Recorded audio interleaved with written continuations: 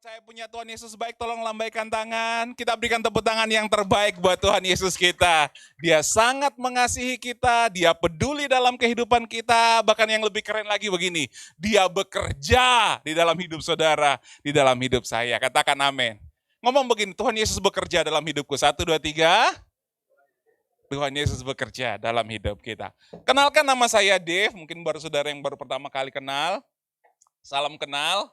Saya sudah beberapa kali join di tempat ini, beberapa waktu yang lalu saya berjumpa dengan Bapak Gembala, Pak Petrus, kami sharing-sharing firman Tuhan.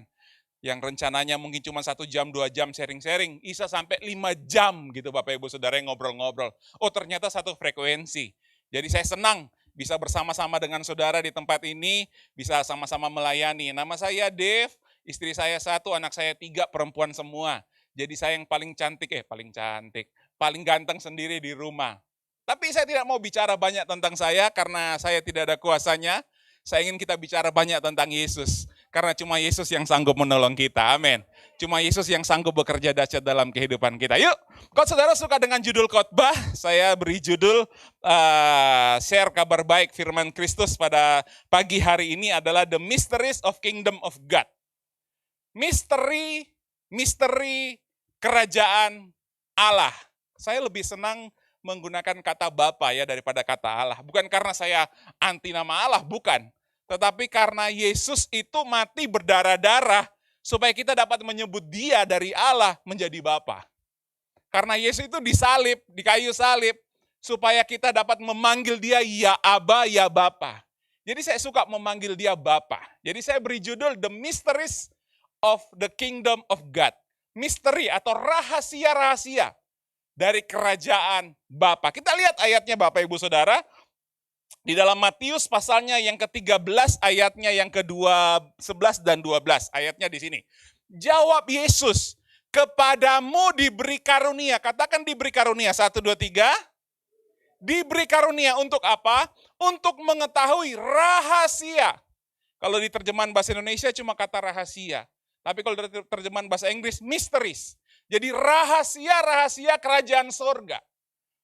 Tetapi kepada mereka tidak. Ayat yang ke-12 kerennya. Ini akibat atau dampak ketika kita menerima karunia untuk mengerti atau mengetahui rahasia-rahasia kerajaan sorga. Ini akibatnya yaitu apa? Kepada siapa yang mempunyai, kepadanya akan apa? Diberi sehingga dia berkelimpahan. Kalau kita punya karunia untuk mengetahui rahasia-rahasia kerajaan sorga, kalau kita tahu, kalau kita paham, kalau kita memahami karunia untuk mengetahui rahasia kerajaan sorga, maka firman Tuhan berkata, kalau kita punya itu, maka kita akan diberi. Bukan cuma diberi sampai berkelimpahan. Oh, kurang semangat ya kalau dengar kata kelimpahan gitu ya. Kayaknya teman-teman di sini sudah hidup dalam kelimpahan semua. Nggak butuh saya kelimpahan. Sekali lagi, tolong ayatnya saja. Jangan muka saya yang selalu ditampilin. Saudara enak lihat firman Tuhan saja. Muka saya biasa-biasa saja. Kalau kita mengerti rahasia kerajaan sorga, kalau kita mengerti rahasia kerajaan Bapa, misteri kerajaan Bapa, firman Tuhan berkata, kalau kita punya satu itu saja, dikatakan begini, kepadanya akan diberi. Akan diberi. Sampai apa? Sampai dia berkelimpahan. Ternyata begini Bapak Ibu Saudara, firman Tuhan datang kepada kita. Kalau kita hidup di dalam kerajaan Bapa, hidup dalam kerajaan sorga, Tuhan punya rancangan, bukan rancangan hidup yang biasa-biasa. Tuhan punya rancangan bukan cuma hidup, ya yang penting cukup lah. Tuhan punya rancangan bukan cuma rancangan Tuhan, bukan cuma sekedar yang penting aku punya deh. Tapi Tuhan punya rancangan apa? Supaya kita menerima lebih banyak dari Dia, sehingga kita hidup di dalam kelimpahan. Yang mau hidup dalam kelimpahan, lambaikan tangan. Ngomong gini, Tuhan aku mau hidup dalam kelimpahan. Itu rancangan Tuhan atas kita. Makanya Yohanes mulai katakan begini, Yesus datang memberikan hidup dan mempunyai dalam segala kelimpahan. Dari mana mulainya? Mulainya dari sini. Mengerti, mengetahui bahwa kita punya karunia untuk mengetahui rahasia kerajaan sorga. Ayat yang lain. Next. Matius 16 ayat 18 dan 19. Dan aku pun berkata kepadamu, engkau adalah Petrus. Nah, ini Bapak Gembala di-mention di sini ya. Engkau adalah Petrus. Di atas batu karang ini, aku akan apa? Mendirikan jemaatku. Dan Allah maut tidak akan apa? Menguasainya. Kepadamu akan kuberikan apa? Kunci kerajaan sorga. Kata kunci di sini punya pengertian yang sama dengan misteri, dengan rahasia-rahasia tadi. Dan di sini juga bukan cuma sekedar kunci, tapi kalau dalam terjemahan bahasa Inggris kan dikatakan begini, kunci-kunci kerajaan sorga. Tahukah Bapak Ibu Saudara, jemaat Tuhan diberikan kunci kerajaan sorga. Oh, mungkin saudara kurang paham kalau kata jemaat. Tahukah Bapak Ibu Saudara, saudara dan saya yang biasa-biasa saja, yang mungkin masih punya kelemahan, yang masih punya kekurangan, tahukah Bapak Ibu Saudara, karena kasih Tuhan yang besar dalam hidup saudara, dalam hidup saya, Tuhan memberikan apa? Kunci-kunci kerajaan sorga. Percaya katakan? Tuhan berikan kuncinya loh. Tuhan berikan rahasianya loh. Untuk apa? Supaya apa yang kau ikat di dunia ini, apa? Terikat di sorga. Supaya apa yang kau lepaskan di dunia ini dikatakan apa? Terlepas di sorga. Dengan kata lain begini loh, saudara yang biasa-biasa saja itu, kita yang punya kelemahan, yang punya kekurangan ini, saya mau berkata kepada saudara, karena kita punya kunci atau rahasia kerajaan sorga, mysteries of the kingdom of God itu, kita punya kuasa lewat perkataan kita. Apa yang kita minta, apa yang kita inginkan, terjadi di dalam nama Tuhan Yesus. Wah. Kayak kurang bergairah gitu ya Bapak Ibu Saudara. Tapi inilah kenyataannya. Tapi masalahnya begini, ada begitu banyak orang, dia hidup di dalam kingdom of God, katanya hidup dalam kingdom of God. Tapi sorry, hidupnya tidak punya kuasa. Penyakit datang yang melok sakit. Pergumulan datang yang melok stres. Tantangan datang, apa? Kemerosotan ekonomi, krisis ekonomi, ya melok kurang. Katanya hidup di kerajaan Bapa. Katanya hidup dalam kerajaan Tuhan. Mereka lupa rajanya, Tuhannya adalah pribadi yang sangat berkuasa. Tapi mengapa aneh sekali, ironis sekali, mereka yang hidup dalam kerajaan Bapa, tapi nggak punya kuasa. Pertanyaannya, engkau percaya Yesus atau cuma sekedar beragama? Pertanyaannya, kita adalah warga kerajaan sorga atau cuma karena yang penting saya ke gereja? Saudara, kekristenan ini beda Bapak Ibu Saudara. Kekristenan kita bukan cuma sekedar datang, memuji, menyembah Tuhan, oh punya komunitas, ditanya kamu gereja mana? Oh di IKOG, di One East. Hari Minggu. Tapi kalau hari Senin, Selasa, sampai Rabu ada masalah, kalah dengan masalah. Ada pergumulan, kalah dengan pergumulan. Ada tantangan, kalah, stres duluan, bingung duluan, panik duluan. Tapi kan wajar Pak, kita masih hidup dalam dunia. Kita masih hidup di dunia yang berdosa, dunia yang telah hancur, di mana begitu banyak masalah. Namanya orang hidup, kita mesti wajar lah, kita mesti maklumi lah. Orang hidup penuh dengan masalah. Saya mau berkata benar, dunia ini penuh dengan masalah. Tetapi ada satu kebenaran yang lebih benar lagi. Di dalam Yesus menjadi warga kerajaan sorga. Saudara punya kuasa untuk bisa mengatasi segala masalah.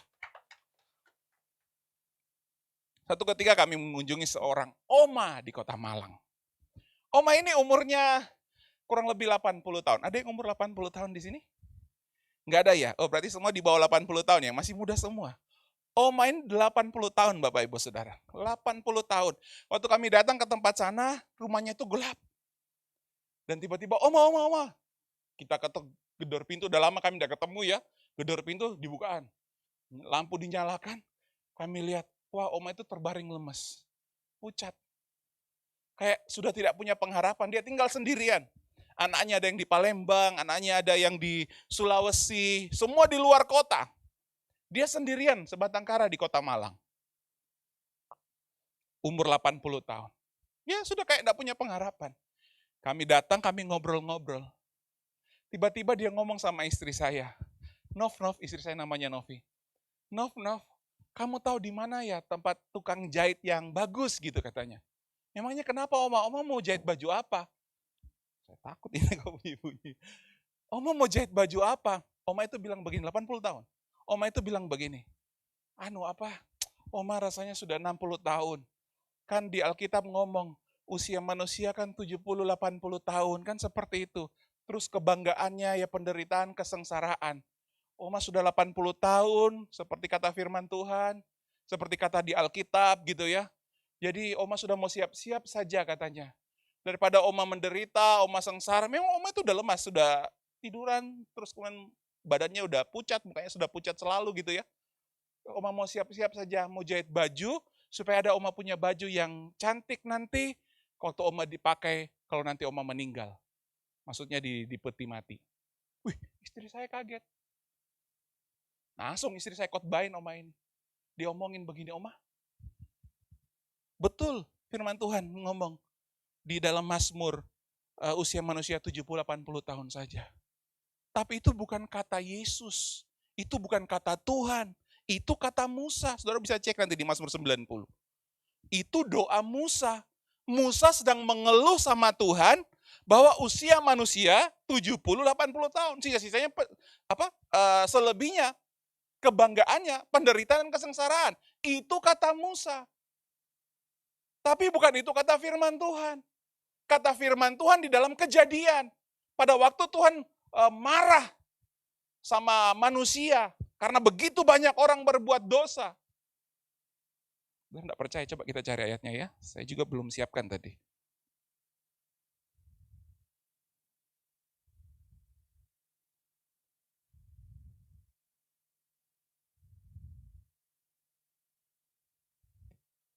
Di dalam Kejadian pasalnya yang ke-6 ayatnya yang ke-3. Tolong dimunculkan. Berfirmanlah Tuhan, ini perkataan Tuhan. Kalau Kejadian 9, Mazmur 90 tadi doa Musa. Kalau ini perkataan Tuhan, berfirmanlah Tuhan, rohku tidak akan selama-lamanya tinggal di dalam manusia. Berikutnya, karena manusia itu adalah daging. Tetapi umurnya akan berapa? 120 tahun. 2 kali lipatnya Bapak Ibu Saudara. Benar Alkitab mencatat usia manusia 70-80 tahun. Dan lucunya banyak orang percaya ini. Tapi mereka tidak baca dengan baik. Itu doa Musa. Tapi ini yang perkataan Tuhan. Banyak yang tidak percaya. Usia manusia yang Tuhan rancangkan. Kalau ada rohnya di dalam kita. 120 tahun Bapak Ibu Saudara. Dengan kata lain, rancangan Tuhan atas saudara dan saya adalah panjang umur. Oh, yang mau panjang umur katakan amin. Kalau nggak mau ya nggak apa-apa. Rancangan Tuhan atas saudara panjang umur, katakan amin. Jadi istri saya langsung khotbahin sama si Oma yang sudah 80 tahun. Oma, ini loh firman Tuhan. Ini loh perkataan Tuhan. Berfirmanlah Tuhan. Usia 120 tahun. Saudara tahu, dari Oma yang lemes, yang tidak bisa berbuat apa-apa, tiba-tiba bangkit, tiba-tiba duduk, terus dia jalan. Aku sehat, aku awet muda, aku panjang umur, aku diberkati. Sejak itu, sampai hari ini, Oma itu sehat, gak pernah sakit-sakitan lagi. Dia datang ke Surabaya, naik bis sendirian, dia dari rumahnya di mana? Di Blimbing, terus kemudian naik angkot dari Blimbing ke Arjosari, naik bis ekonomi, datang ke Surabaya sendirian. Oma 80 tahun. Rock and roll enggak Oma seperti itu? Hei, kenapa? Karena tahu rahasia kerajaan sorga. Karena tahu kebenarannya. Karena tahu kita bukan hidup biasa-biasa. Rancangan Tuhan bukan hidup biasa-biasa, tapi rancangan Tuhan atas kita panjang umur, sehat, diberkati awet muda. Supaya apa? Supaya kita bisa menjadi berkat bagi kemuliaan namanya. Saudara bisa tepuk tangan yang meriah bagi Tuhan Yesus Kristus. Itulah rancangan Tuhan. Ayat lainnya. Next. 1 Korintus 4:20 dikatakan begini, sebab kerajaan Bapa bukan terdiri dari perkataan, bukan ngomong doang, bukan khotbah doang, bukan pengajaran doang. Tapi kerajaan Allah atau kerajaan Bapa dikatakan apa? Terdiri dari kuasa. Itu sebabnya kita yang hidup di dalam kerajaan Bapa, mau lebih spesifik lagi, yang berjemaat di Kingdom of God, harus hidup di dalam kuasa. Dan kabar baiknya, Tuhan sudah memberi kuasa itu kepada saudara. Ayat berikutnya, slide berikutnya. Ini keren. Tuhan memberi kuasanya, rahasia kerajaan sorga, kasihnya tanpa syarat. Katakan tanpa syarat. 1, 2, 3. Tanpa syarat. Yohanes 3:16 ayat yang sangat terkenal. Karena begitu besar kasih Bapa akan dunia ini, Ia telah mengaruniakan anaknya yang tunggal. Siapa namanya? Yesus. Supaya setiap orang yang percaya kepada Yesus tidak binasa, melainkan apa? Beroleh hidup yang kekal. Tahukah saudara, Tuhan menyelamatkan saudara bukan karena begitu besar dosa saudara. Tuhan menyelamatkan saudara bukan karena begitu besar permasalahan saudara.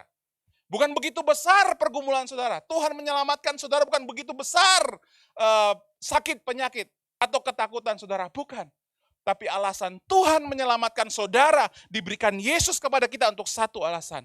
Karena begini, begitu besar kasihnya di dalam saudara dan saya. Kata kasih di sana berbicara tentang kasih agape. Katakan agape, 1, 2, 3. Agape, apa itu kasih agape? Kasih agape adalah kasih tanpa syarat. Untuk saudara melihat keselamatan, melihat kuasa, melihat kemuliaan, melihat berkat. Percayalah begini, Tuhan memberikannya tanpa syarat di dalam kehidupan kita. Dan kerennya begini, Tuhan suka memberi yang baik dalam hidup kita. Maunya sih yang gak baik kayak ya. Saya cuma kasih tahu Bapak Ibu. Tadi, diberi karunia untuk mengetahui rahasia kerajaan sorga. Tuhan memberikan kunci-kunci kerajaan sorga. Dengan kata lain, Tuhan suka memberi. Tuhan suka memberi tanpa syarat di dalam kehidupan kita. Saudara, kadang-kadang kekristenan kita berpikir, kekristenan kita itu kekristenan agamawi yang transaksional Bapak Ibu Saudara. Kita berpikir kalau saya sudah berbuat ini sama Tuhan, maka saya bisa mendapatkan ini. Untuk saya bisa mendapatkan mujizat sama Tuhan, untuk saya bisa mendapatkan pertolongan, saya bisa mendapatkan berkat Tuhan, maka saya harus melakukan 1, 2, 3, 4, 5. Bahkan ada hamba Tuhan yang berkhotbah, 3 kunci atau 5 kunci hidup diberkati Tuhan. Kamu harus lakukan 5 kunci itu. Kalau kamu tidak melakukan 5 kunci itu, kamu tidak bisa diberkati Tuhan. Itu hamba Tuhan minggu pertama. Hamba Tuhan minggu kedua begini. Ada 7 kunci hidup yang diberkati. 5 tambah 7 sudah 12 kunci. 5 kunci kita nggak bisa, ditambah 7 lagi. Itu baru minggu kedua. Minggu ketiga, ada 5 kunci lagi. Sudah 17 kunci Bapak Ibu Saudara. Kita harus melakukan kunci. Padahal Tuhan tidak menuntut kita melakukan kunci. Yang Tuhan lakukan, Dia memberi kunci kerajaan surga. Bukan karena kita lakukan, bukan karena kita upayakan, bukan karena kita usahakan, tapi karena begitu besar kasih Bapa atas kita. Karena begitu sayangnya Dia sama saudara. Karena begitu Dia ingin saudara hidup di dalam kemenangan. Saudara hidup dalam kuasa. Saudara hidup dalam otoritas. Itu sebabnya dia berikan Yesus buat saudara dan saya. Supaya apa? Kita bukan cuma sekedar menjadi jemaat Kingdom of God. Tapi benar-benar kita melihat kuasa kerajaan surga nyata dalam hidup kita. Katakan amin. Saya punya kuasa 1, 2, 3. Saya punya kuasa. Slide berikutnya. Oh, tapi kan ada ayatnya, Pastor. Jangan lupa Matius 6:33. Tetapi carilah dahulu kerajaan Allah dan kebenarannya, maka semuanya akan ditambahkan kepadamu. Nah, ini bagaimana, Pastor? Cari dong, usaha dong. Nggak bisa tanpa syarat itu. Harus diupayakan, harus cari. Ke gunung tinggi ku cari-cari. Ke lembah jurang ku cari-cari.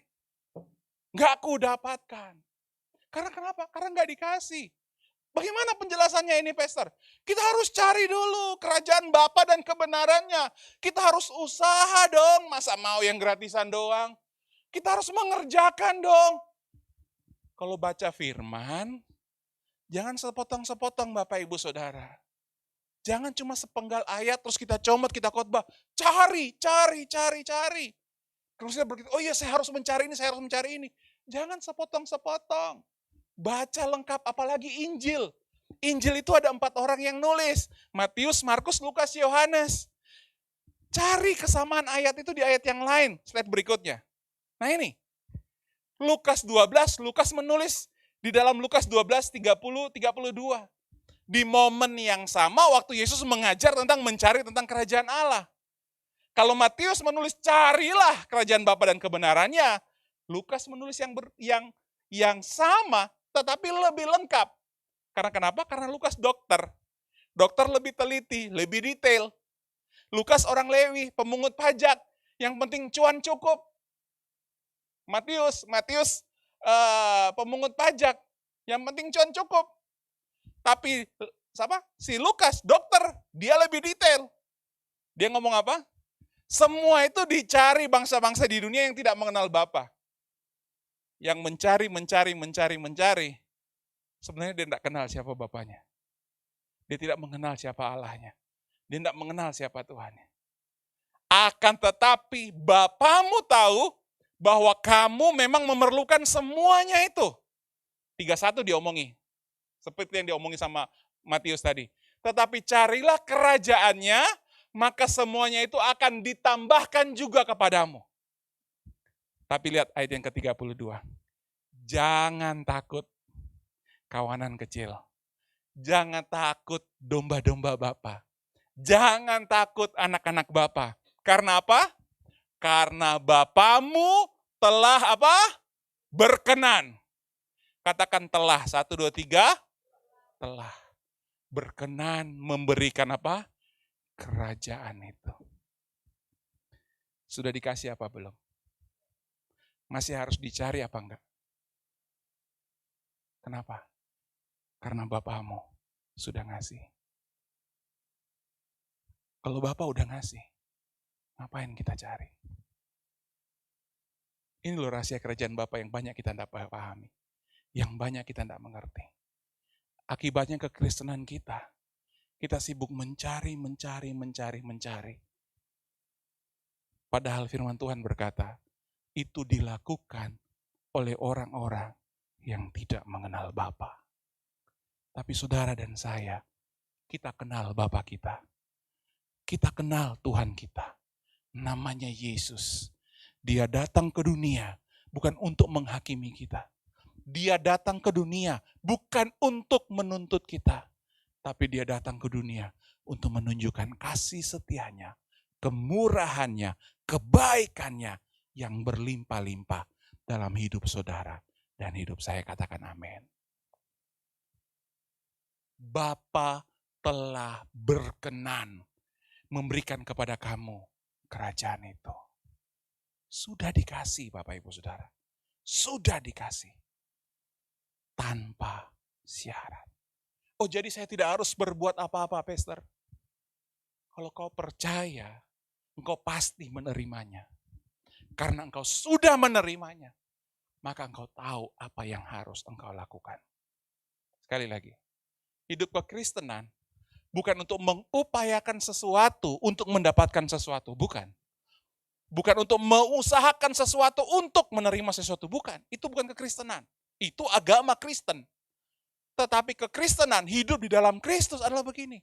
Percaya kepada Yesus, menerima dari Yesus, karena sudah menerima dari Yesus, kita bisa berbagi kepada orang. Kita bisa menjadi berkat buat orang lain. Seperti Seperti gelas yang kosong.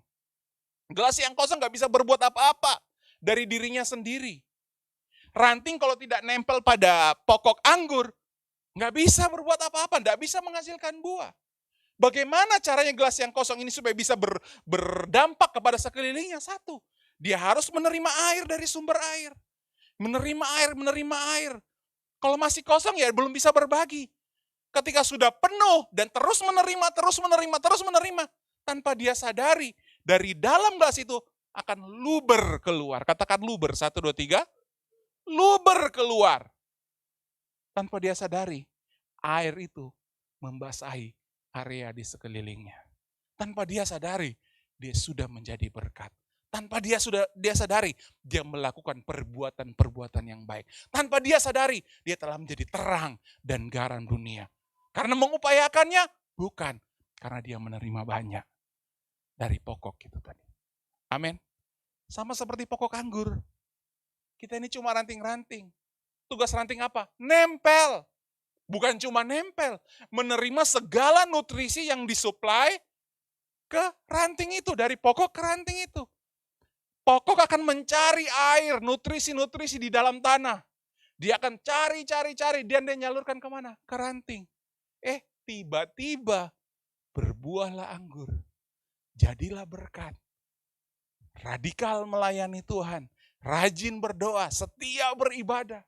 Kenapa? Karena menerima banyak dari Tuhan. Amin. Saya pernah melayani satu orang muda kaya, punya keluarga yang baik di kota Bandung. Muda, kaya, punya keluarga yang baik. Kayanya bukan kaya biasa, kaya pol.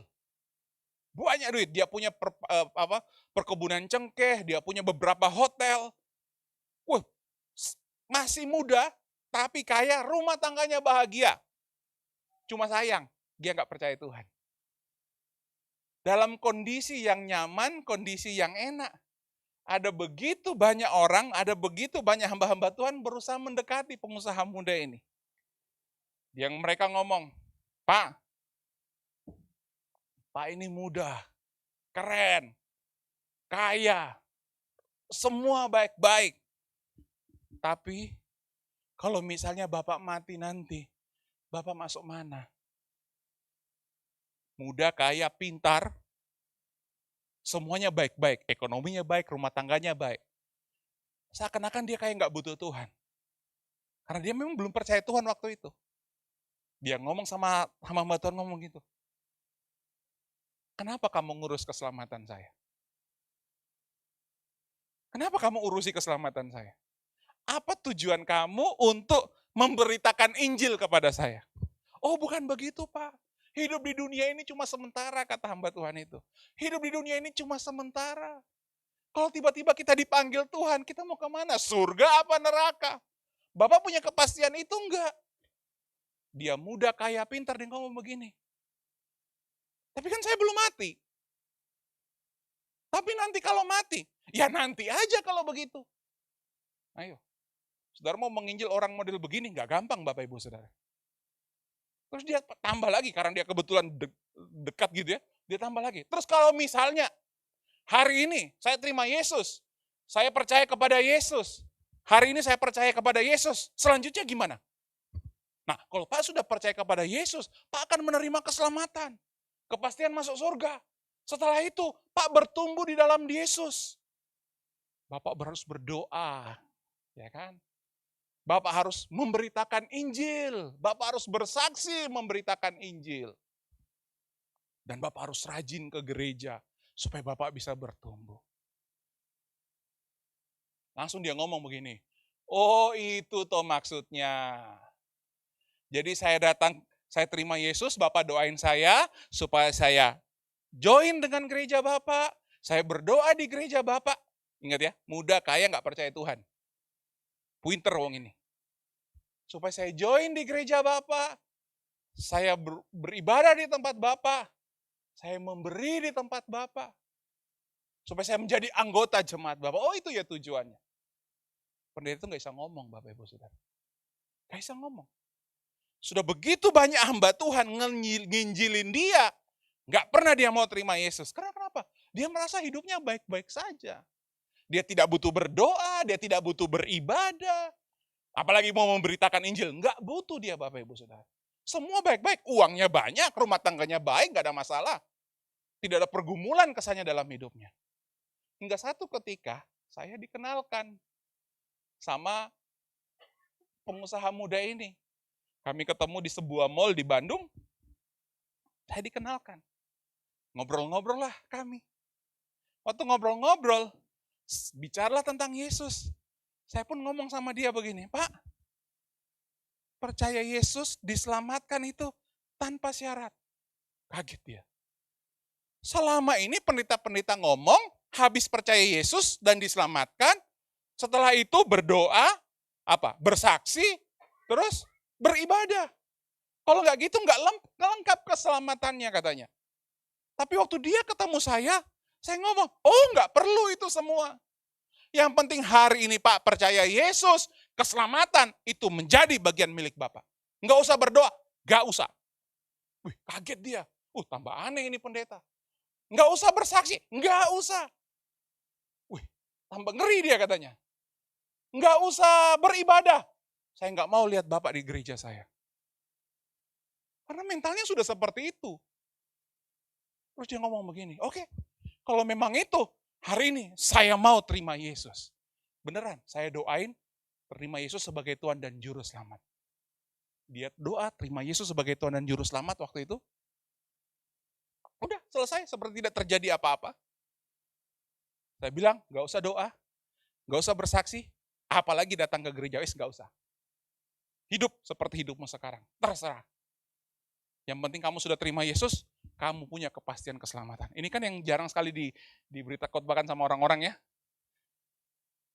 Sama, pengusaha itu ngomong, pendeta iki aneh, Pak Dev iki aneh, kok bisa ngajar seperti itu?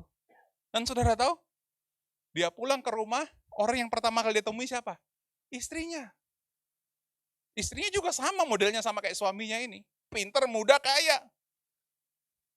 Tapi suaminya ngomong begini, Ma, aku tadi dari mall, ketemu pendeta aneh. Pendeta aneh itu ngomong, cukup percaya Yesus, kamu pasti diselamatkan. Istrinya tanya, gak usah berdoa? Gak usah. Gak usah bersaksi? Gak usah. Gak usah ke gereja? Gak usah katanya. Tapi diselamatkan? Diselamatkan. Tahu istrinya ngomong apa? Kalau gitu saya juga mau, Pak. Tadi dia ngomong katanya gak mau bersaksi. Iya toh? Tapi bukankah yang baru dia lakukan sama istrinya, dia sedang bersaksi? Benar gak? Dan saat itu Bapak Ibu Saudara, istrinya ya mau didoain, suaminya doain, istrinya terima Yesus. Tanpa syarat loh.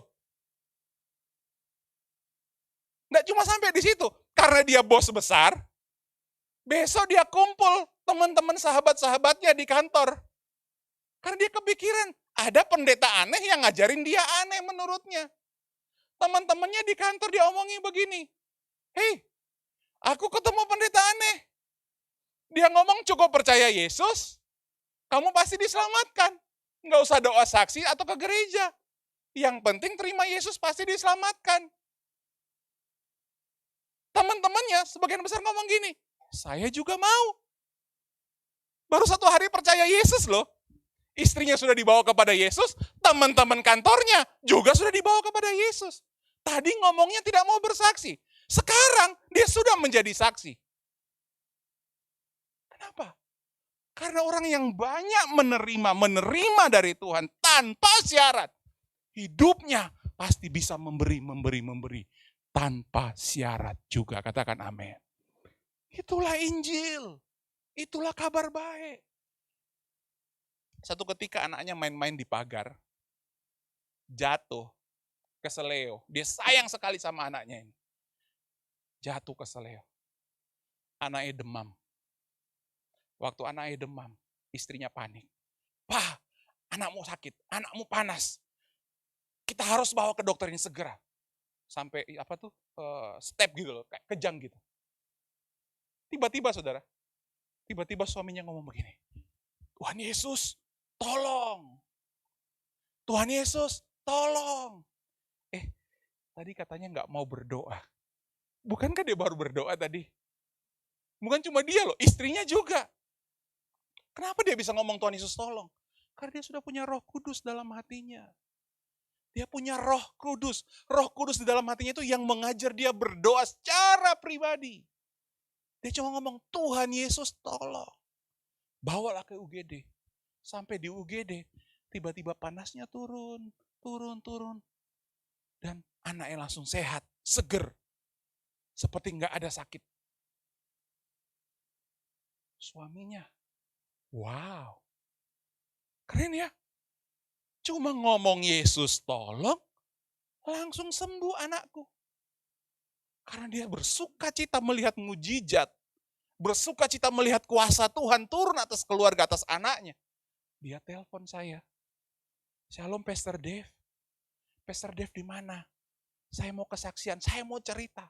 Saya dipanggil, diajak makan, ngobrol-ngobrol. Pak Dev, wah begini, anak saya begini, saya doa, Tuhan Yesus tolong. Wah Tuhan Yesus baik ya, Tuhan Yesus dahsyat ya, Tuhan Yesus luar biasa ya.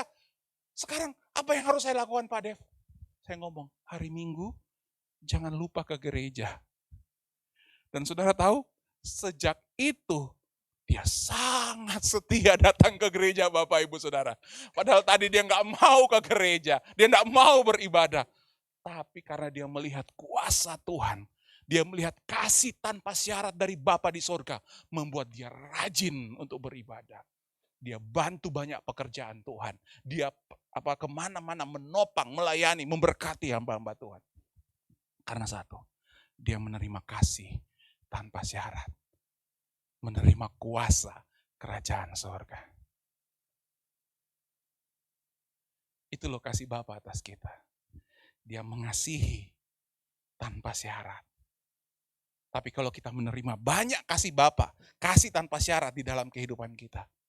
Bukan karena kita mencari, bukan karena kita mengupayakan, tapi karena kita sudah diberi. Katakan sudah diberi. 1, 2, 3. Sudah diberi. Kalau kita tahu kita sudah diberi, maka kita tahu bagaimana caranya memberi. Katakan amin. Slide berikutnya. Cuma pertanyaannya begini. Kita di dalam atau di luar dari kerajaan Bapa? Bagaimana sih ada di dalam kerajaan Bapa itu? Wahyu 1 ayat 5 dan 6 dikatakan begini. Dari Yesus Kristus, saksi yang setia, yang pertama bangkit dari antara orang mati, yang berkuasa atas raja-raja di bumi. Katakan Yesus berkuasa. 1, 2, 3. Yesus berkuasa. Dia berkuasa atas semua raja-raja, pemimpin-pemimpin, pemerintah-pemerintah yang ada di bumi ini. Dikatakan apa? Bagi dia yang mengasihi kita dan telah melepaskan kita dari dari dosa kita oleh oleh darahnya. Yesus telah mengasihi kita, Yesus telah melepaskan kita dari dosa kita dengan dengan darahnya. Dan yang telah membuat kita menjadi suatu kerajaan. Menjadi imam yang bagi Bapa. Bagi dialah kemuliaan dan kuasa sampai selama-lamanya. Pahami ayat ini begini. Hanya karena percaya bahwa Bapa mengasihi kita tanpa syarat, percaya Bapa mengasihi kita tanpa syarat, memberi tanpa syarat, dan percaya Bapa telah melepaskan, katakan melepaskan, 1, 2, 3, melepaskan kita dari dosa kita. Oleh perbuatan baik kita? Bukan. Oleh kebenaran kita? Bukan. Tapi oleh apa? Oleh darahnya. Dikatakan yang telah membuat kita menjadi suatu kerajaan. Jadi orang-orang yang ada di dalam kerajaan Bapa, itu syaratnya cuma satu. Dia percaya Bapa mengasihinya, dan dia percaya dosanya sudah dilepaskan. Bukan karena perbuatan baik, tetapi karena darah Yesus atas dia. Karena penebusan Tuhan Yesus Kristus atas kita. Maka kita ada di dalam kerajaannya. Di luar itu, di luar kerajaan. Pertanyaan saya sederhana. Saudara percaya Tuhan Yesus mengasihi saudara? Yang percaya lambaikan tangan? Oh, semua percaya. Yang kedua, saudara percaya Yesus sudah melepaskan dosa saudara? Oh, tapi Pak, saya lo baru habis buat dosa. Masa semudah itu Tuhan melepaskan dosa saya? Pak, saya baru melakukan yang keliru nih Pak. Masa semudah itu? Saya mau berkata begini. Yesus membebaskan saudara dari dosa. Sekali lagi, itu bukan karena kekuatan kita. Bukan karena kebenaran kita. Tetapi karena darahnya. Darahnya yang membayar dosa saudara dan saya.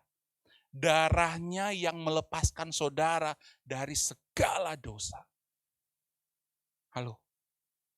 Dan waktu Tuhan mencurahkan darahnya, firman Tuhan berkata, ayat berikutnya, slide berikutnya tolong. Satu lagi. Satu lagi. Nah, firman Tuhan berkata, karena kehendaknya inilah, kita telah apa? Dikuduskan berapa kali? 1 kali. Untuk berapa lama? Selama-lamanya.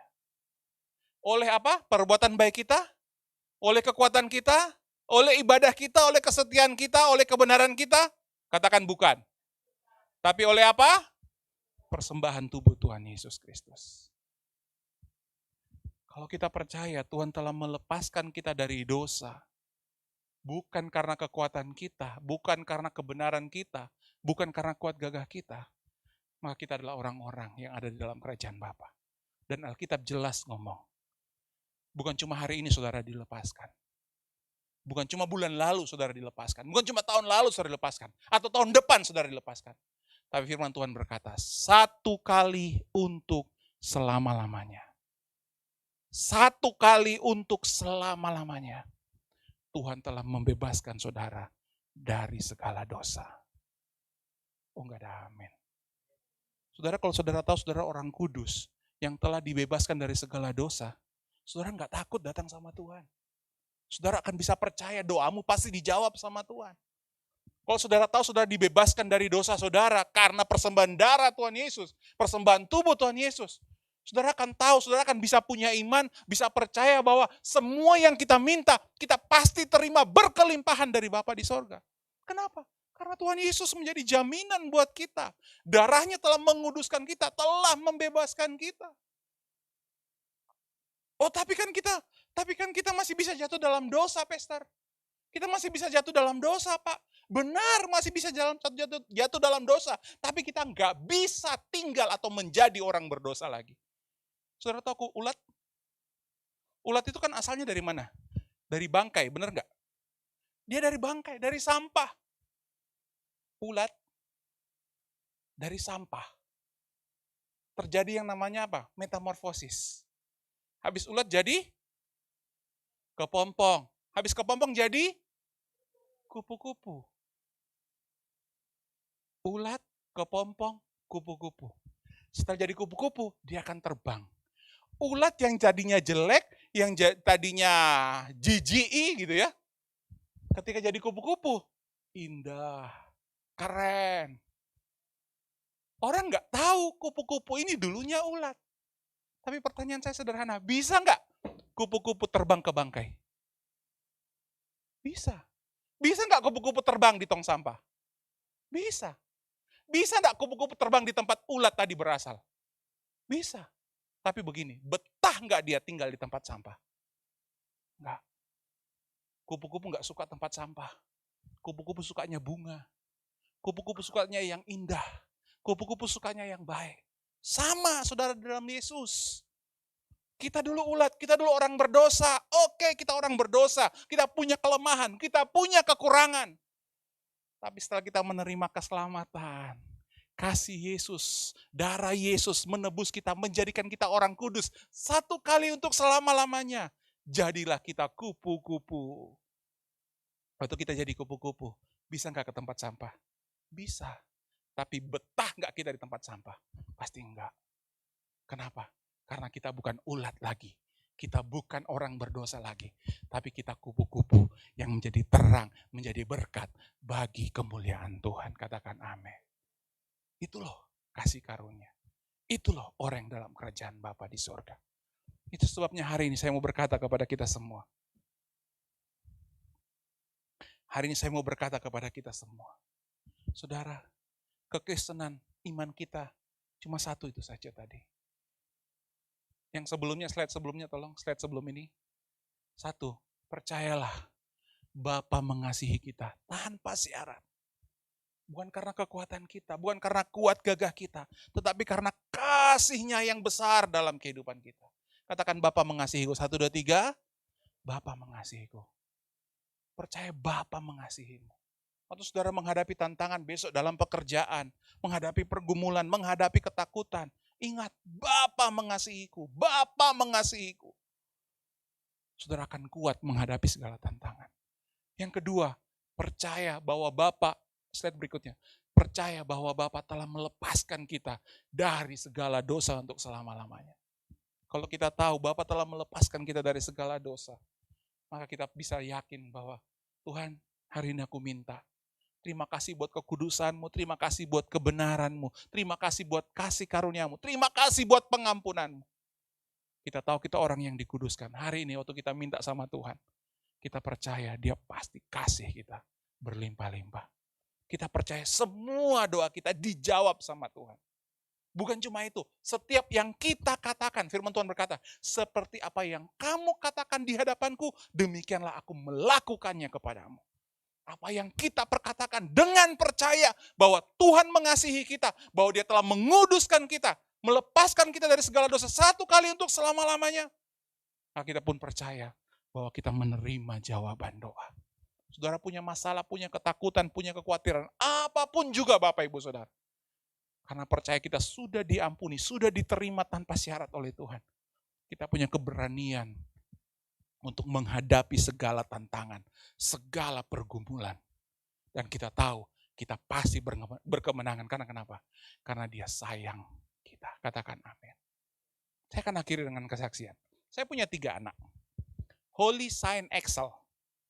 Holy yang nomor 1, Shine nomor 2, Excel nomor 3. Ya, saya beri nama yang pertama Holy Faith Nitoy.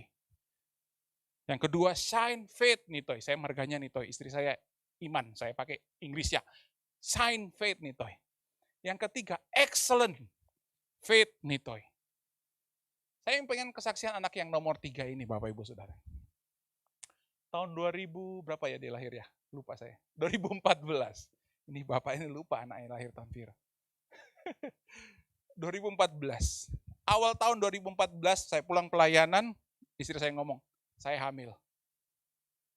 Oh, teman-temannya, senang, happy, puji Tuhan, puji Tuhan, puji Tuhan. Saya mikir, ya ampun, baru juga ngelahirin, mau ngelahirin lagi, biayanya dari mana Tuhan, gitu ya. Tapi saya waktu pikir gitu, ya sudahlah, percaya saja. Tapi percaya saya beda. Saya buka kalender saya, waktu itu saya masih pengembalaan di Bandung, saya buka kalender saya. Oh, setahun, jadwal, penuh, aman. Cek tabungan, saldonya masih banyak, aman. Saya ngomong sama istri, cari rumah sakit terbaik di Bandung. Cari dokter terbaik untuk anak ketiga ini, terakhir gitu ya. Cari yang terbaik, dokter terbaik, rumah sakit terbaik. Carilah rumah sakit terbaik, dokter yang terbaik. Hingga satu peristiwa berjalannya waktu Januari, Februari, Maret. Tiba-tiba saya lihat, kok saldo makin menipis. Terus kemudian saya dijadwal dihubungi sama beberapa gereja. Ngomong begini, Pak Dev, sorry ya, kita cancel dulu jadwal Bapak di sini ada gini. Kita cancel dulu Bapak jadwal di sini.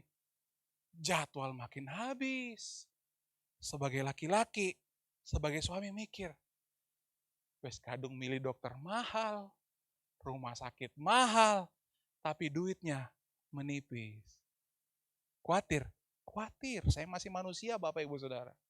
Panik, bingung.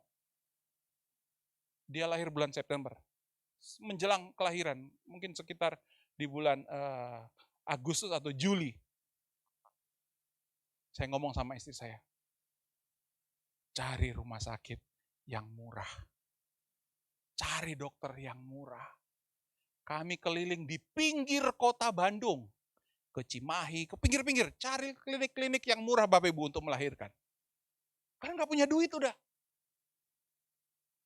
9 bulan itu benar-benar tiba-tiba keuangan drop gitu.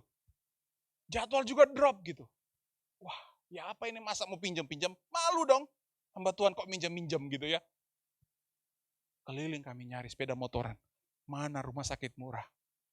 Ketemu satu rumah sakit. Waktu diperiksa di dokter situ, ngomong begini, Bu Novi kan sudah sesar 2 kali.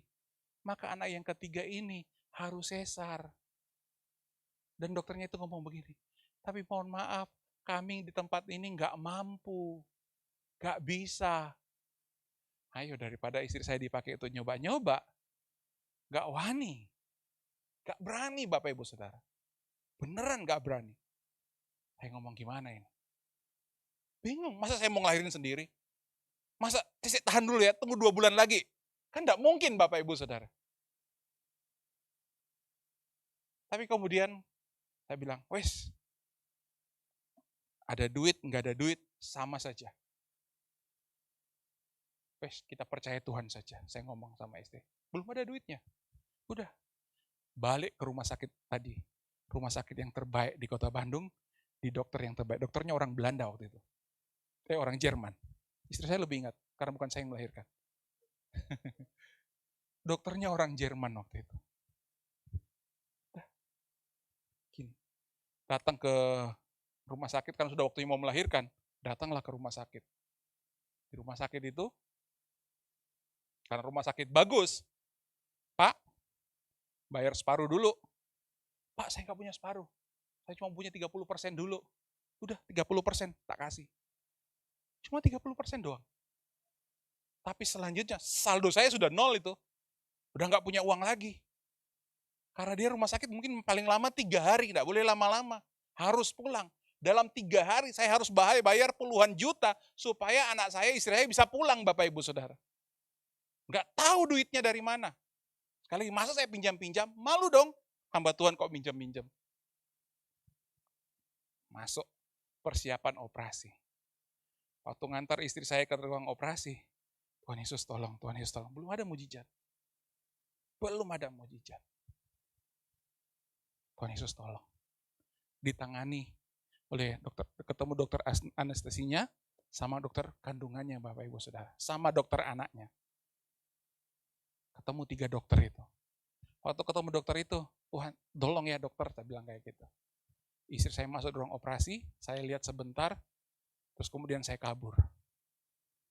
Di rumah sakit itu rumah sakit Katolik, kalau saudara pernah dari Bandung, tahu rumah sakit Boromeus, itu rumah sakit termasuk yang terbaik di kota Bandung. Ada sebuah chapel di sana.